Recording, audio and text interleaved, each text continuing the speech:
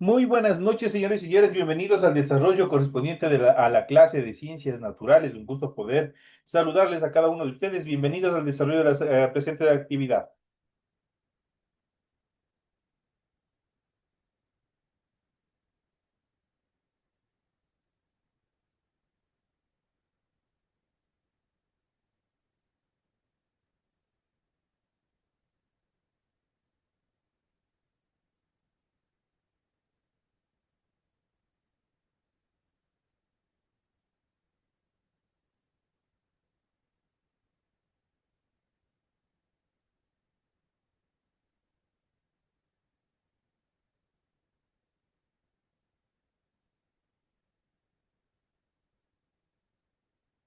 Iniciamos las actividades correspondientes a esta primera clase de la unidad número 5 y vamos a ir desarrollando y explicando los temas correspondientes a esta primera semana de actividades que tenemos dentro de la unidad número 5, la última de este proceso educativo. Vamos a iniciar hablando sobre las propiedades y niveles de organización de los seres vivos y vamos a hablar sobre la diversidad biológica. Vamos a ver cuáles las características y a qué se refiere cuando hablamos de diversidad biológica. La amplia variedad de seres que existen en la biosfera recibe el nombre de biodiversidad y es valorada como un bien porque todas las especies participan del buen funcionamiento de la misma. Así, por ejemplo, la existencia de una gran variedad de insectos es indispensable para la polinización de las diferentes plantas. Si algo caracteriza a la vida es la gran diversidad de formas en que se presentan. De esta gran diversidad surgen dos necesidades fundamentales, las cuales vamos a ver. La primera, utilizar con nomenclaturas de uso internacional que permitan identificar con claridad a los seres vivos. Y la segunda, clasificarlos para facilitar su estudio, es decir, agruparlos según tengan características similares entre ellos y distintas de otros grupos. A continuación, presentamos la clasificación basada en los cinco reinos y ordenada según la escala evolutiva. Esta clasificación, aunque tiene aspectos que están en discusión entre los especialistas, es la que en su conjunto es más aceptada por la mayor parte de la comunidad científica. Y vamos a ver, y habíamos visto en la clase anterior, justamente habíamos visto los cinco reinos de la naturaleza. Iniciamos con el primero, que es el reino monera. Se los conoce habitualmente como bacterias. Son organismos formados por células procariotas. Dentro de este reino existen especies de gran importancia para el ser humano, en vista que pueden ser, en primera instancia, pueden ser microorganismos patógenos, esto quiere decir agresivos para nuestro organismo, pero también pueden habitar nuestro cuerpo y crear una simbiosis. ¿Qué significa la simbiosis? Es una correlación. Yo te doy algo, tú me das algo. Entonces, esa es una simbiosis obviamente entre estos microorganismos y también el ser humano. Por ejemplo, la flora bacteriana está compuesta de microorganismos, obviamente, pertenecientes a este reino, que es el reino monera. ¿Qué es lo que hace la flora bacteriana? Interactúa con nuestro organismo, ellos se abastecen de determinadas nutrientes y obviamente también aportan a nuestro organismo, especialmente a la flora intestinal. En cuanto a los protoctistas, el reino protoctista incluye algas y protozoos y mucilaginosos. Todos son eucariotas, unicelulares o también pueden presentarse como pluricelulares, aunque no llegan a formar tejidos. Son bastante arcaicos en su formación. El reino Fuji, conocido habitualmente como hongos, se diferencia del resto de los reinos en que sus células poseen paredes celulares compuestas por quitina. Existen hongos de gran importancia como el que produce el antibiótico penicilina, que es producido o es obtenido a través del hongo Penicillium chirogeninum. Eso obviamente es en esta primera etapa, como nosotros obviamente uno de los hongos bastante importantes que ha permitido generar un mejoramiento bastante determinante en la salud de los humanos. Este pertenece al reino Fuji. Pasamos a los siguientes reinos. El reino Plantae incluye a los organismos eucariotas, estos que son fotosintéticos. Esto quiere decir que tienen esta característica fundamental de tomar, obviamente, o de aprovechar los rayos ultravioletas procedentes del sol, obviamente, para generar sus nutrientes. Estos son con cloroplastos y una pared celular. Dentro de este reino podemos diferenciar tres grandes grupos. Tenemos los briofitos, que son los musgos, los pteridofitos, que son los helechos, y los espermatofitos, que son las gimnospermas y angiospermas, eso quiere decir las plantas que tienen órganos sexuales y las que no tienen órganos sexuales. Y por último tenemos el reino Animalia. Se caracteriza por ser organismos eucariotas, heterótrofos y pluricelulares, al igual que el reino Plantae. Se los clasifica en vertebrados e invertebrados. Vertebrados los que poseen una columna vertebral y los invertebrados los que carecen de cualquier tipo de estructura ósea. Aquí hemos ido analizando en primera instancia una vez más, hemos ido viendo los cinco reinos de la naturaleza, cómo están ellos acoplados, cómo están agrupados, y obviamente esto les permite generar una mejor estructura para su estudio en cuanto a la diversidad biológica existe. Una de las características fundamentales para el estudio de todos los organismos o da inicio a partir de una estructura sumamente pequeña e importante, que es la célula. La célula es la unidad estructural y de funcionamiento de los seres vivos y es capaz de realizar las tres funciones vitales, tales como son la nutrición, la relación y la reproducción en una sola estructura, que es la célula. Existen distintos tipos celulares según la presencia de determinados orgánulos y estructuras celulares. Distinguimos las células eucariotas vegetales con un núcleo, una pared celular y un cloroplasto, y las células eucariotas animales con núcleo y también centrosomas, aunque también existen otros tipos de células como las procariotas sin zona nuclear diferenciada o definida, la cual iremos analizando y viendo en las siguientes clases. Aquí nosotros podemos ver en el siguiente gráfico, justamente podemos ver la célula animal a la izquierda y la célula vegetal a la derecha. Y vamos a ver, así como tienen diferencias, también tienen características similares. Entre las que se encuentran en el centro son justamente las que son las características que tienen en común. Ambas células, tanto la célula animal como la vegetal, tienen un núcleo, tienen nucleolos, tienen retículos endoplasmáticos rugosos, tienen retículo endoplasmático liso, tienen un citoesqueleto, tienen una membrana plasmática, tienen lisosomas, tienen el complejo de Golgi, tienen mitocondrias, tienen citoplasmas, tienen peroxisomas, tienen ribosomas, y lo que les diferencian y son únicos, por ejemplo, tenemos los centriolos presentes en la célula animal, las vacuolas, eso obviamente solo tienen las células perdón, animales. Mientras que las células vegetales, una de las características que los diferencia es los cloroplastos. La pared celular es rígida, el animal no posee esa característica y también tiene una vacuola. Esas son las diferencias que existen entre la célula animal y la célula vegetal. Aquí ustedes tienen toda la información y el gráfico para que ustedes lo puedan revisar también en sus tiempos libres.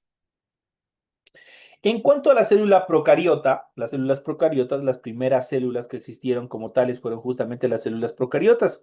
Surgieron hace 13.500 millones de años atrás. Tienen organización sencilla y se caracterizan por carecer de una zona nuclear. Las bacterias son células de este tipo, de esta característica, son células procariotas. Distinguimos las siguientes estructuras dentro de esta clasificación. Las células procariotas tienen una pared celular, una estructura rígida formada por una proteína llamada mureína.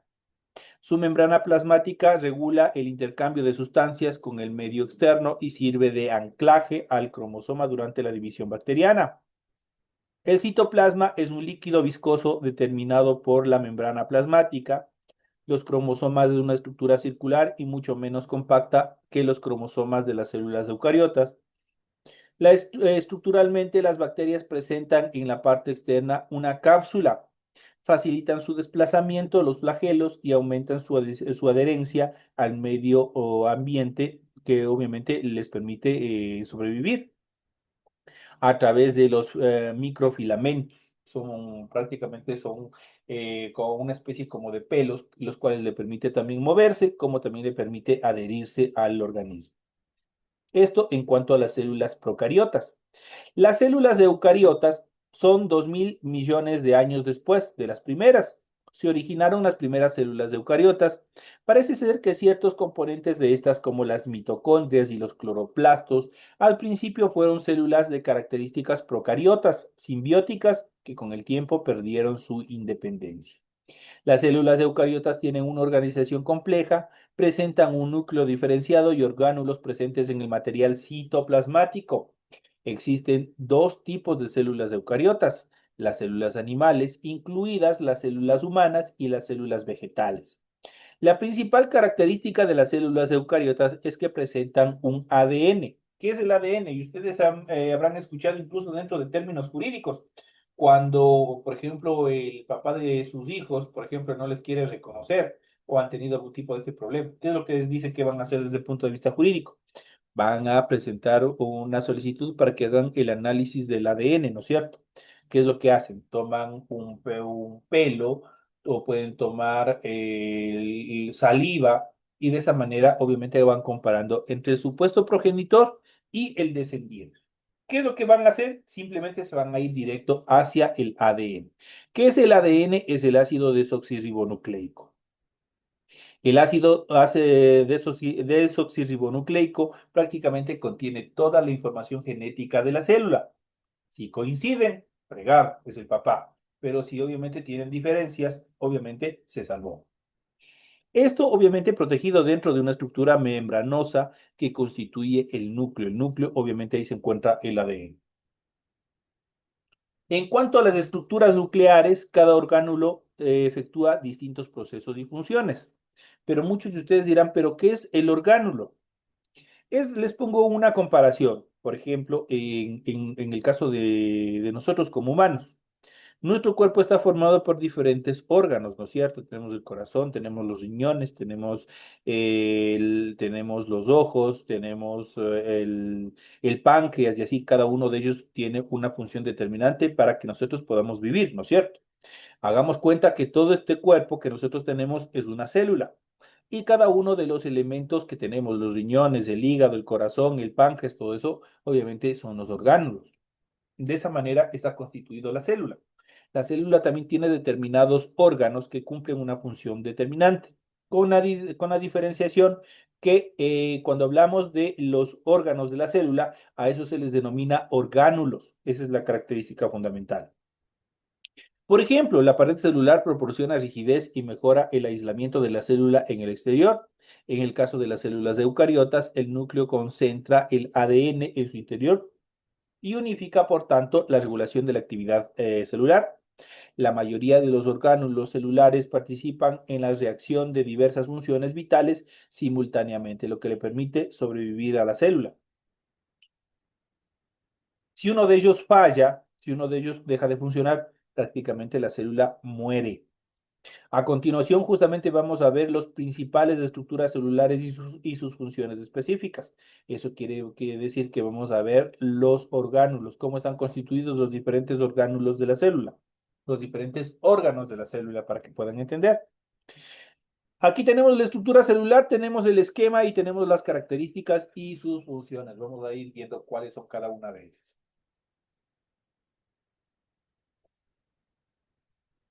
Y tenemos la primera: la membrana plasmática está constituida por un fosfolípidos, por el colesterol, por proteínas y por glucoproteínas. Esos son los componentes, el esquema de una membrana plasmática. En cuanto a su función, es una doble capa de lípido con proteínas y glúcidos insertados. Delimita la célula y regula el intercambio de sustancias con el exterior. Es la membrana plasmática. Prácticamente es como la piel de nosotros, la epidermis. ¿Qué es lo que hace nuestra epidermis? Permite que determinados líquidos que nosotros no necesitamos salgan al exterior. Y obviamente permite también que un proceso de protección para nuestros órganos. El núcleo de la célula está constituido por una membrana nuclear, por un nucleolo, por poros nucleares y también por un nucleoplasma. En cuanto a su función, está enmarcado en la envoltura nuclear. A través de los poros tiene lugar intercambios entre el nucleoplasma y el citoplasma. Tienen los cromosomas. También se encuentra formado por el nucleolo, que está relacionado con la síntesis del RNA, que ya veremos más adelante en qué consiste. El citoesqueleto está compuesto por microtúbulos, por filamentos intermedios y por microfilamentos. En cuanto a su función, es un conjunto de filamentos proteicos. Su longitud y grosor son variables, no tienen un grosor y distancia determinados. Dan forma a la célula y son los responsables del movimiento celular de los cromosomas durante la mitosis. ¿Qué es la mitosis? Ya iremos viendo más adelante. Es la reproducción, la división celular, cómo se va reproduciendo la célula. Esa es la mitosis. Ya iremos viendo más adelante cómo esto obviamente se desenvuelve. Los ribosomas están constituidos por una subunidad mayor, por una proteína y por una subunidad menor. En cuanto a su función, esta consta de dos subunidades de diferentes tamaños formados por RNA y proteínas. Se encuentran dispersos en los citoplasmas o asociados a las membranas del retículo endoplasmático rugoso. Sintetiza las proteínas. En cuanto al siguiente orgánulo que tiene nuestra célula, es el retículo endoplasmático. Este está constituido por un retículo endoplasmático rugoso y por un retículo endoplasmático liso. En cuanto a su función, es un conjunto de sáculos y túbulos aplanados. Existe una continuidad entre el retículo endoplasmático y la envoltura nuclear. Esta sintetiza y transporta lípidos y proteínas de la membrana. Se distinguen el liso y el rugoso, ya que este último tiene ribosomas adheridos a su estructura. Esto en cuanto al retículo endoplasmático. Continuamos con el famoso aparato de Golgi de nuestra célula. Está constituido por una cara cis, por una cara trans y por una cisterna. Es un conjunto de vesículas y sáculos aplanados y superpuestos situados cerca del retículo endoplasmático. Este transforma, empaqueta y selecciona micromoléculas para su transporte a otros orgánulos o al exterior de la célula. Interviene en la maduración de las proteínas de nuestra célula. Tenemos la mitocondria. La mitocondria está constituida por una cresta, por ribosomas, por una matriz y por el ADN. Tiene doble membrana. En la más interna presenta unos repliegues llamados crestas. El líquido interior es la matriz. En la matriz mitocondrial se encuentra ADN y también el ribosoma. Producen energía utilizable para la célula, que permite la respiración celular. Tienen un ADN propio. Ese no es el ADN celular, sino más bien es el ADN de este componente, de este organismo, de este órgano. Obviamente, la mitocondria tiene un ADN propio, obviamente que está constituido dentro de la célula, del cuerpo de la célula. Los lisosomas y los peroxisomas están constituidos por una membrana y por una capa de lípidos. Son vesículas que contienen enzimas. En los lisosomas se hallan enzimas hidrolíticas y en los peroxisomas tenemos oxidativas. Participan en los procesos de degradación de sustancias y digestión de nuestra célula. Nuestra célula necesita alimentarse y por tanto los lisosomas y los peroxisomas obviamente justamente participan en este proceso. Los centriolos están constituidos por los centrosomas y por los centriolos. Estos son exclusivos de las células animales, no se encuentran en las células vegetales. En general se presentan dos centriolos en posición perpendicular, uno respecto al otro. Son estructuras proteicas de forma cilíndrica que se encargan de organizar las fibras de uso mitótico durante la división celular, eso quiere decir durante la mitosis. Tenemos una vacuola. La vacuola obviamente es una vesícula, como ustedes lo pueden observar, no tiene ningún componente más. Son vesículas cuya función principal es el almacenaje de sustancias diversas, tanto nutritivas como también pueden ser tóxicas. Suelen ser mayores que las células vegetales que en las células animales. Ahí obviamente en las células vegetales están en mayor tamaño, mientras que en las células vegetales, obviamente, perdón, animales se encuentran en menor tamaño. Pasamos a al siguiente orgánulo de la célula y en este caso ya tenemos un orgánulo que solo se encuentra en las células o en las estructuras celulares de los vegetales. Tenemos aquí la pared celular. La pared celular está compuesta por una pared celular y por una membrana celular. Esta es exclusiva de las células vegetales, no está presente en las células animales. Es rígida y rodeada de membrana plasmática. Está compuesta de fibra de celulosa y una matriz de proteínas. Otros polisacáridos como aguas y sales minerales. Sirve de exoesqueleto de la célula con el que le confiere forma y protección. ¿Dónde se encuentra la pared celular? ¿Dónde nosotros podemos encontrar la pared celular? Por lo general nosotros encontramos estas paredes celulares, por ejemplo, en la estructura en el tronco de los árboles, en las estructuras de las ramas. Ustedes han visto que son rígidas, son duras. Ahí nosotros encontramos esta pared celular, que es prácticamente la que les confiere a ellas la forma y la protección en función de los orgánulos también que tienen internos de la planta y obviamente también la forma, la estructura que tiene la planta, la rigidez, la forma que tiene. Pasamos a la siguiente estructura, al siguiente orgánulo y tenemos los plastos. Los plastos están constituidos primero por una membrana, una grana, que es la pila de tilacoides, los tilacoides como tal, y en relación a los cloroplastos tenemos el cloroplasto y el amiloplasto. Esa es la clasificación en cuanto a estos orgánulos que contienen también, que están presentes en las plantas. Estos plastos son propios igual de solo las células vegetales y son en primera instancia los cloroplastos. Están limitados por una doble membrana. En su interior se encuentra un líquido denominado estroma y unos sacos aplanados. Los tilacoides que se agrupan y forman una estructura llamada grana contienen la clorofila, que es el pigmento empleado para la fotosíntesis. Prácticamente la clorofila es el líquido, el pigmento que le da la coloración tradicional a los vegetales. En cuanto a los amiloplastos, se encargan del almacenamiento de almidón, por eso se denominan amiloplastos.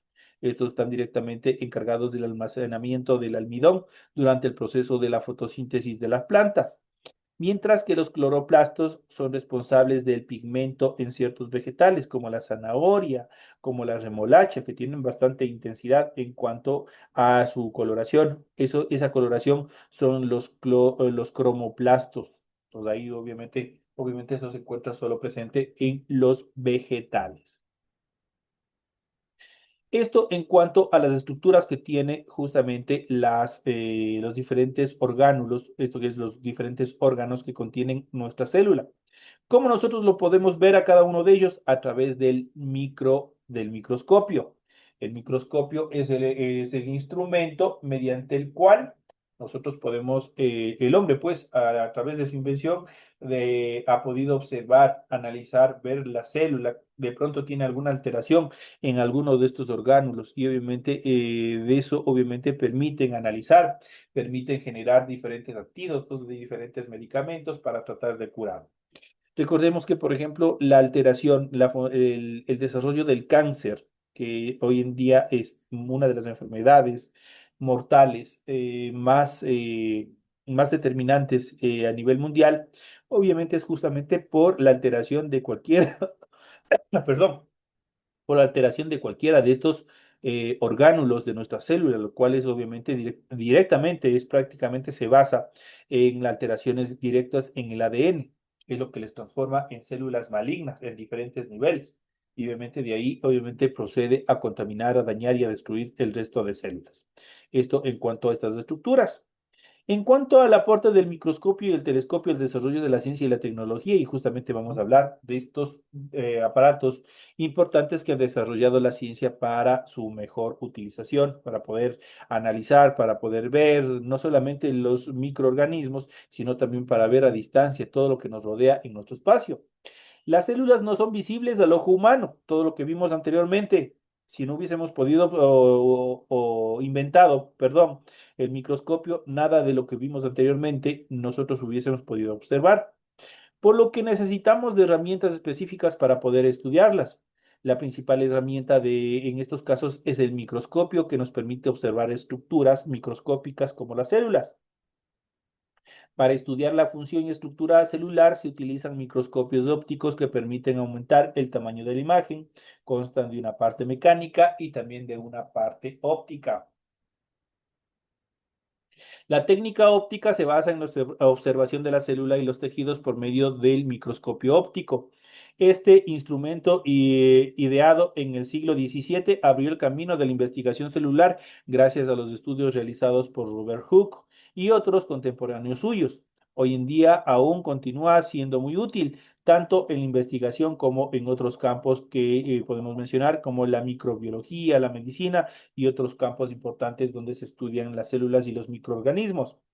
La microscopía óptica se basa en la capacidad de la luz para atravesar superficies muy finas, contienen varias lentes que proporcionan un aumento de hasta 2500 veces su tamaño. Es preciso para llevar a cabo una serie de operaciones sobre el material que se requiere observar para obtener una preparación, es decir, una muestra tratada para conseguir el máximo rendimiento del microscopio. Prácticamente para poder observar, no simplemente sacamos una célula, lo ponemos en una cubeta y lo podemos observar. No, tenemos que tratar esa célula para poderlo observar tal como es. En cuanto al telescopio,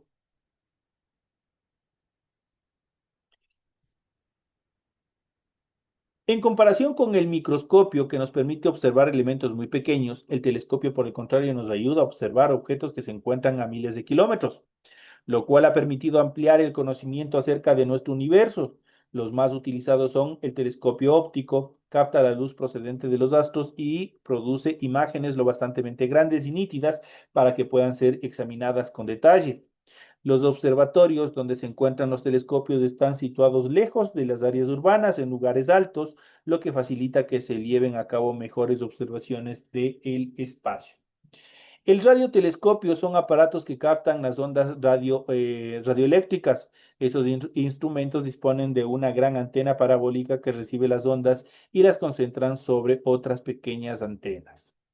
Tanto el microscopio como el telescopio han permitido grandes avances a nivel de la ciencia y la tecnología, pues nos permiten acercarnos a la realidad en el conocimiento de las células, los tejidos y también el universo. Esos son los temas que nosotros hemos ido analizando y que son importantes que vayamos viendo como obviamente la importancia de determinados inventos que el hombre ha desarrollado y que nos ha permitido mejorar nuestra calidad de vida, pues a partir de eso nosotros hemos encontrado una serie de trastornos y alteraciones, hemos ido ubicando en función de las células y obviamente la medicina ha buscado corregir todas esas alteraciones o por lo menos parte de esas alteraciones. Estos son los temas que nosotros hemos revisado en el desarrollo de la presente clase. Señores y señores, ha sido un gusto haber compartido con ustedes el desarrollo de esta actividad. Me despido de todos ustedes, no sin antes desearles que tengan una feliz noche y un feliz resto de semana. Nos estaremos viendo hasta la próxima semana en las siguientes clases. Hasta luego, le dicen que tengan linda noche. Gracias, compañerita. Un gusto saludarle. Un fuerte abrazo. Que descansen. Nos vemos la Igualmente, para próxima usted un día. semana.